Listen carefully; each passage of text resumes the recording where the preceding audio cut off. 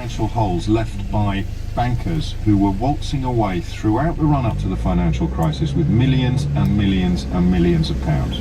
And you know this new acid test that we've developed on the programme in the last couple of weeks? What would an amoral billionaire do?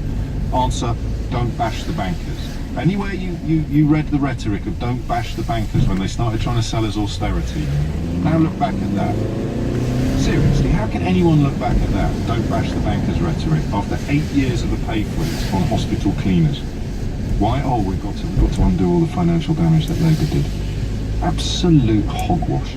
It really is. And that's another, perhaps, shadow cast over the pay rises announced yesterday. Callum is in Morpeth in Northumberland. Callum, what would you like to say?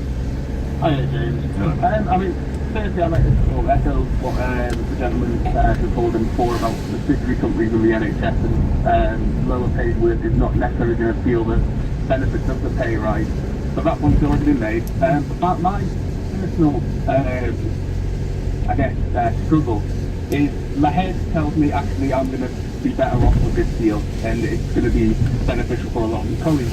Yeah. However, my heart is telling me don't take it because after 7 years of 50% real pay cut, the last thing I want to do is sort of help out the Conservative government who single-handedly sort of destroying the NHS and the morale of my colleagues. You can do both. I mean, no one's going to hold it against you if you allow yourself a little bit of joy at the thought of your own pay packet increasing. Do you know how much more you're going to get? I'm relatively newly qualified, so I'm going to be better off in terms of the incremental changes. I'm going to benefit a lot from that. Good. However, my colleagues who have been at the top of their banding aren't going to benefit as much. And in many ways they might have borne the bigger burden of the last 8 years, of course. Well, yeah, definitely. And I think one of the issues, particularly with this nursing, is the fact that we're struggling to retain staff.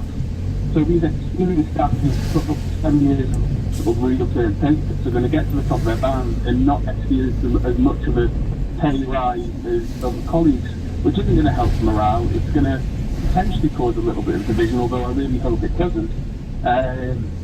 So it's not as fantastic as it seems, although it is going to help out a lot of workers. And there are, the more we look at it, the more wrinkles appear. So 6.5% boost for workers near the top of their pay grades. That's about half of the staff, the ones you've just described, over the same period with things as they are, with the current forecasts in place. Prices are expected to go up by 9.6%, and they can expect only a 6.5% boost to their wages. So in real terms, they are not getting a pay rise at all. No, and particularly, I mean, your favourite subject, Brexit, on the cars and on the life. That's all going to be great. I've changed my mind about Brexit. It's all going to be brilliant. Seriously, trust me, mate. It's all going to be fine. Yeah, so we just don't know how the next 3 years is going to go and what inflation is going to do, and is this going to be more of a pay cut for... and how much of it will sort of crumble in the cold light of reality? Just briefly, you didn't mean to answer this question, so don't feel that you have to. Why are there 40,000 unfilled nurse jobs in England alone at the moment?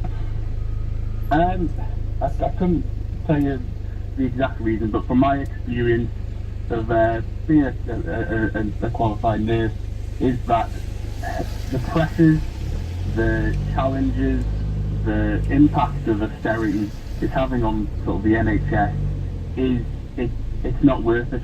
Realistically, on my wage I can go and work in Aldi or any other supermarket and receive a relatively similar wage. And obviously every role, every job has pressures, but when I do my job sort of working in mental health, we take a lot of risks and we bear a lot of responsibility of potentially life-threatening situations. Yeah. And to walk out that sort of job after a 13-hour shift and receive a similar wage to what I can get working in a supermarket, you do question.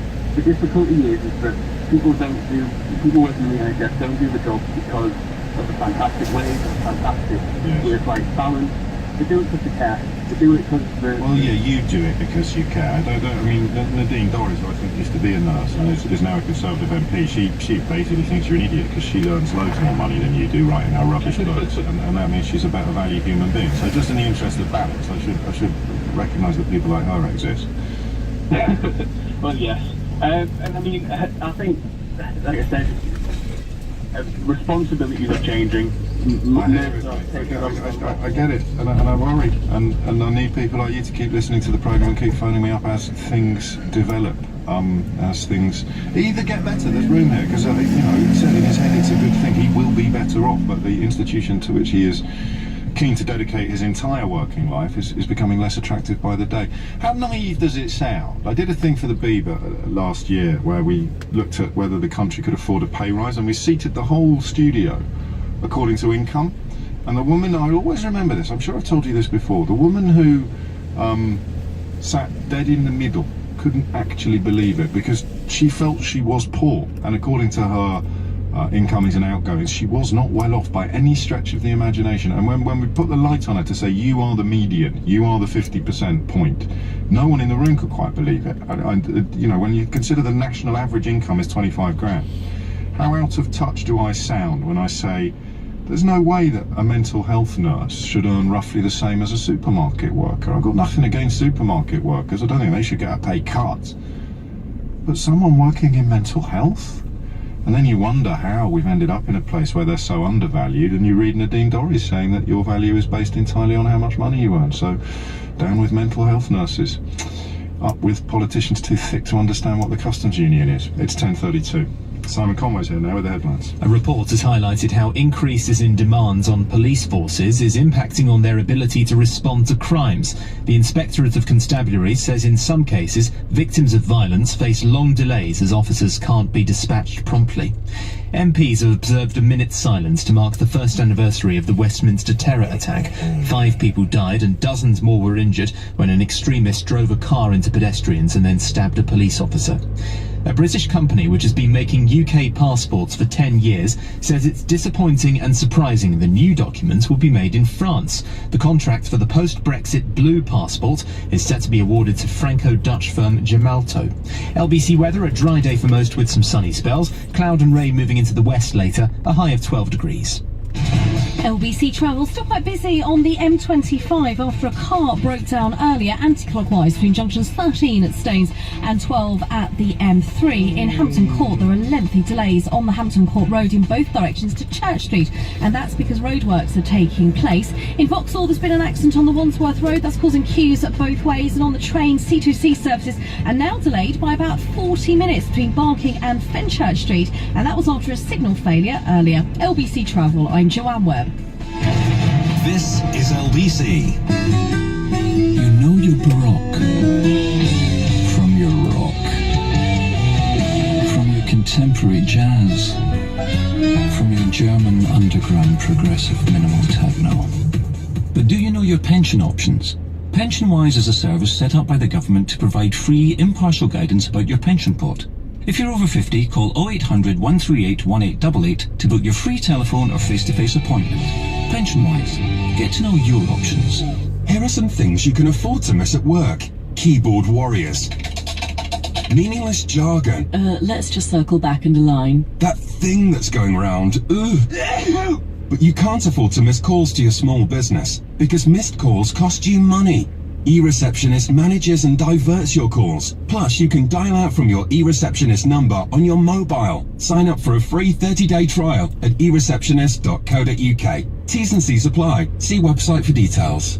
Come to Galliard for new London apartments from under £200,000. St Edward's Court is superbly located in a central location within 10 minutes walk to Romford Main Line and Crossrail Station opening 2019, cutting journey times to Liverpool Street to only 27 minutes and Bond Street just 34 minutes. These superbly specified studio 1 and 2 bedroom apartments benefit from secure parking. To buy in London from under £200,000, come to Stewart's House, St Edward's Court, London Road, Romford, RM7 9QD from 5 p.m. on Friday the 23rd of March till 5 p.m. on Sunday 25th. Call 0203 770 6300 or visit galliardhomes.com. That's galliardhomes.com. Parking at additional cost. John, got any good people for the IT job yet? Well, the good news is they are out there. Yes, but have you found them? I'm still very much in the first selection sort of... Great, so how many have you got? Oh, quite a few. I mean, Rome wasn't built in a day. Please stop.